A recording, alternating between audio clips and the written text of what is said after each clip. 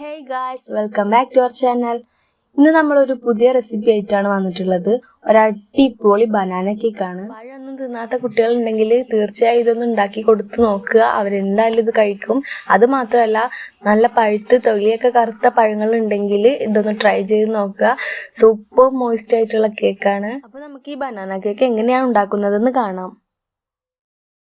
ആദ്യം നമുക്കൊരു പാൻ വെച്ചു കൊടുത്ത് അതിലേക്ക് 1 കപ്പ് പഞ്ചസാര ഇട്ട് കൊടുക്കാം.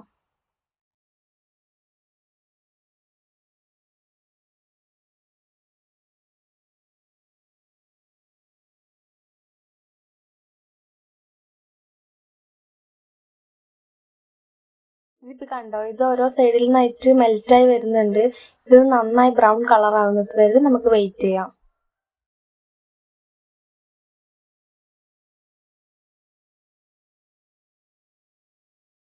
ഇതിപ്പോൾ നമുക്ക് കാരമലൈസ് ആയിട്ട് കിട്ടിയിട്ടുണ്ട്.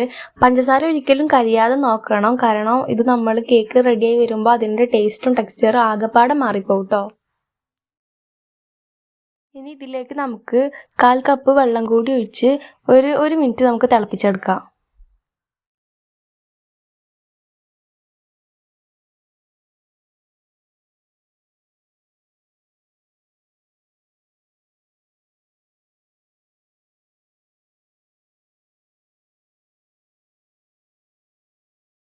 അപ്പം നമ്മൾ കാരമൽ മിക്സ് ഇവിടെ റെഡി ആയിട്ടുണ്ട്. ഇനി ഇത് തണുക്കാനായിട്ട് മാറ്റി വെക്കാം. ഇനി വേറൊരു ബൗളെടുത്ത് അതിലേക്ക് നമുക്ക് 1 കപ്പ് മൈദപ്പൊടിയും 1 ടീസ്പൂൺ ബേക്കിംഗ് പൗഡറും 1/4 ടീസ്പൂൺ ബേക്കിംഗ് സോഡയും ചേർത്ത് നന്നായി ഒന്ന് അരിച്ച് മാറ്റി വെക്കാം.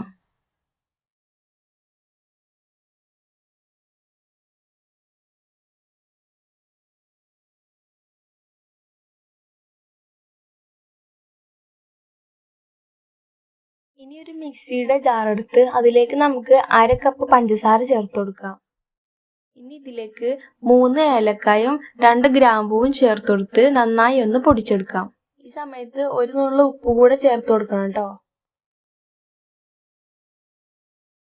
ഇതിപ്പോൾ ഫൈൻ പൗഡറായിട്ട് അടിച്ചെടുത്തിട്ടുണ്ട്. ഇനി ഇത് നമുക്ക് മാറ്റി വെക്കാം. ഇനി വേറൊരു ബൗളെടുത്ത് അതിലേക്ക് 2 മുട്ട ചേർത്ത് കൊടുത്ത് നന്നായി ഒന്ന് ബീറ്റ് ചെയ്തെടുക്കാം.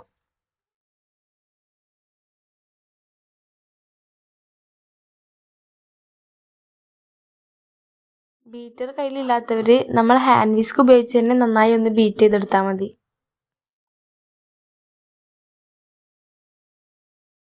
ഇനി ഇതിലേക്ക് 1 ടീസ്പൂൺ വാനില എസൻസ് കൂടെ ചേർത്ത് കൊടുക്കാം.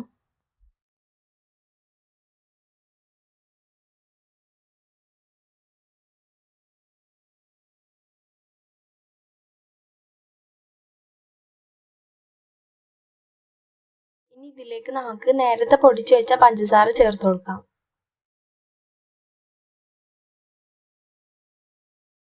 പഞ്ചസാര ചേർത്ത ശേഷം നന്നായി ഒന്നുകൂടെ ഇതൊന്ന് ബീറ്റ് ചെയ്തെടുക്കാം.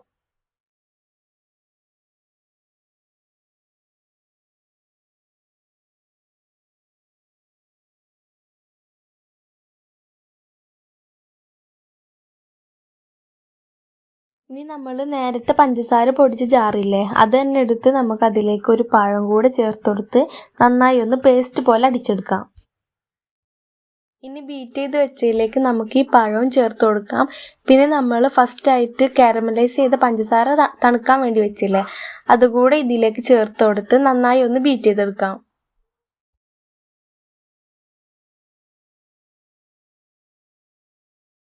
ഇത് നമുക്കിനി മാറ്റി വെക്കാം. ഇനി ഞാനിവിടെ കുറച്ച് അണ്ടിപ്പരിപ്പ് എടുത്തിട്ടുണ്ട്. നിങ്ങളുടെ കയ്യിൽ എന്താണോ ഉള്ളത്, ബദാമോ എന്ത് വേണേലും എടുക്കാം കേട്ടോ. ഇനി ഇതൊന്ന് നമുക്ക് ചോപ്പ് ചെയ്തെടുക്കാം. ഞാൻ ആദ്യം നട്ട്സ് കട്ടറിലിട്ടിട്ട് കട്ട് ചെയ്തെടുക്കാമെന്നാണ് വിചാരിച്ചത്. പക്ഷേ ഇത് നല്ല നൈസായിട്ടാണ് വരുന്നത്, അപ്പോൾ കടിക്കാനായിട്ട് കിട്ടില്ല. ഇത് നല്ല സോഫ്റ്റ് ആയിട്ടാണ് കിട്ടുക. അപ്പോൾ നമ്മൾ കൈ കൊണ്ട് തന്നെ മുറിച്ചിട്ടാൽ അതായിരിക്കും നല്ലത്. ഇനി നേരത്തെ അരിച്ച് മാറ്റിയ ഡ്രൈ ഇൻഗ്രീഡിയൻസ് ഉണ്ടല്ലോ, അതിൽ നിന്ന് കുറച്ചെടുത്ത് നമ്മൾ ഈ അണ്ടിപ്പരിപ്പിലേക്ക് ഇട്ട് കൊടുത്ത് ഒന്ന് കോട്ട് ചെയ്തെടുക്കാം. ഇങ്ങനെ ചെയ്തില്ലെങ്കിൽ കേക്ക് ബേക്കായി വരുന്ന സമയത്ത് നമ്മൾ ചേർത്ത് കൊടുക്കുന്ന നട്ട്സൊക്കെ ഏറ്റവും അടിയിലായിട്ട് പോയി കെടുക്കാൻ സാധ്യതയുണ്ട്. നമുക്ക് ഇടയിലായിട്ട് കടിക്കാൻ കിട്ടൂല, ഏറ്റവും അടിയിലായിട്ട് പോയി കെടുക്കും. ബാക്കിയുള്ള പൊടി ബീറ്റ് ചെയ്ത് വെച്ച മുട്ടയിലേക്ക് നമുക്ക് ചേർത്ത് കൊടുക്കാം.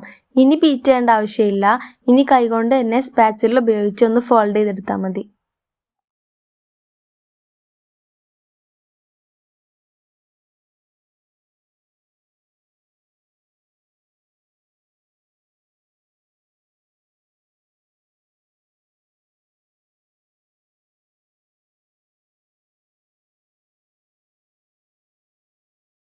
ഇനി ഇതിലേക്ക് നമ്മൾ അണ്ടിപ്പരിപ്പ് കൂടെ ചേർത്ത് നന്നായി ഒന്ന് ഇളക്കി കൊടുക്കാം. നന്നായി ഇട്ട് കുത്തി ഇളക്കി ഓവർ മിക്സ് ആക്കാണ്ട് നോക്കുക. കട്ട് ആൻഡ് ഫോൾഡ് മെത്തേഡിൽ തന്നെ പതുക്കെ ഒന്ന് ഫോൾഡ് ചെയ്തെടുത്താൽ മതി. ഇല്ലെങ്കിൽ നമ്മൾ കേക്ക് ബേക്കായി വരുന്ന സമയത്ത് പെർഫെക്റ്റ് ആയിട്ടുള്ള ടെക്സ്ചർ കിട്ടൂല കേട്ടോ.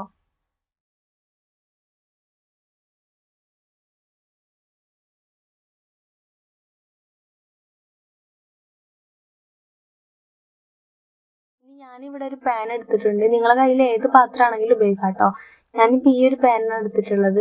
ഇനി ഇതിലേക്ക് ഞാൻ കുറച്ച് ഓയിൽ സ്പ്രെഡ് ചെയ്ത് കൊടുത്ത് അതിൽ കുറച്ച് മൈദപ്പൊടി ഡസ്റ്റ് ചെയ്ത് കൊടുത്തതാണ്. ഇങ്ങനെ ചെയ്യുകയാണെങ്കിൽ പെർഫെക്റ്റ് ആയിട്ട് നമുക്ക് ഡിമോൾഡ് ചെയ്തെടുക്കാൻ പറ്റും. ഇനി നമ്മളെ ബാറ്റർ ഇതിലേക്ക് ഒഴിച്ചു കൊടുത്ത ശേഷം നന്നായി ഒന്ന് ടാപ്പ് ചെയ്ത് കൊടുക്കണം കേട്ടോ. ടാപ്പ് ചെയ്യുന്നത് എന്തിനാണെന്ന് അറിയാലോ, നമ്മളെ എയർ ബബിൾസ് ഉണ്ടെങ്കിൽ അതൊക്കെ ഒന്ന് പോകാൻ വേണ്ടിയിട്ടാണ്. ഇനി മുകളിലായിട്ട് കുറച്ച് അണ്ടിപ്പരിപ്പ് ഇങ്ങനെ വെച്ച് കൊടുക്കാം. ഇത് ബേക്ക് ചെയ്യാൻ വെച്ച സമയത്താണ് എൻ്റെ കയ്യിൽ കുറച്ച് വെളുത്ത എള്ളുള്ളത് ഓർമ്മയായത്. അപ്പം ഞാൻ അതുകൂടെ ചേർത്ത് കൊടുത്തിട്ടുണ്ടായിരുന്നു. നമ്മളെ കറക്റ്റ് 1 മണിക്കൂർ ആയിട്ടുണ്ട് ഇത് ബേക്കായി കിട്ടാൻ.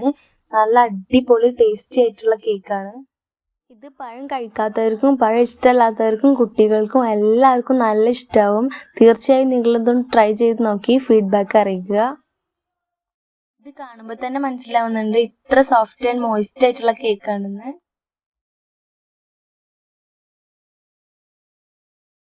അപ്പോൾ ഇത്രയേ ഉള്ളൂ. വീഡിയോ ഇഷ്ടപ്പെട്ടാൽ ലൈക്ക് ചെയ്യുക, ഷെയർ ചെയ്യുക, സബ്സ്ക്രൈബ് ചെയ്യുക. Thank you for watching. By.